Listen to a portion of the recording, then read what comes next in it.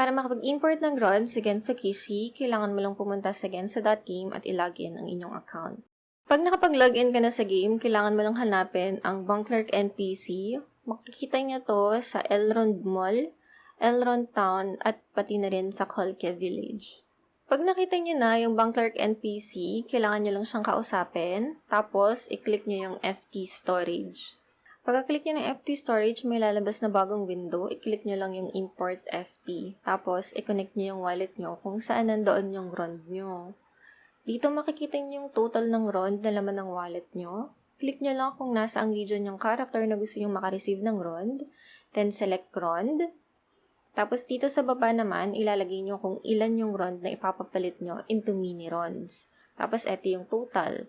Then, import, agree, and import. Hintayin nyo lang, may lalabas dapat dyan na MetaMask window. Ayan na. Click nyo lang yung max, then next, then approve.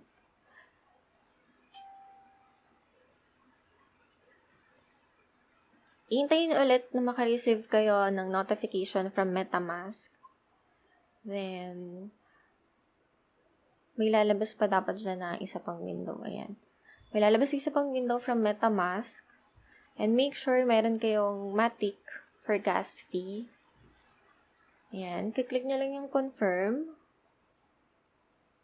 Tapos, iintayin nyo lang matapos yung pagpaprocess ng transaction. Makaka-receive din naman kayo ng notification from MetaMask na tapos na yung transaction, na confirm na.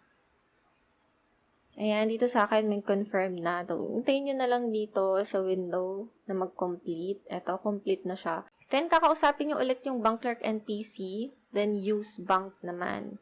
Para mailipat yung balance nyo na 5,000, ayan sa akin, doon sa bag nyo. So, i-click nyo lang yung withdrawal, slide nyo hanggang max, click withdrawal, and then yes.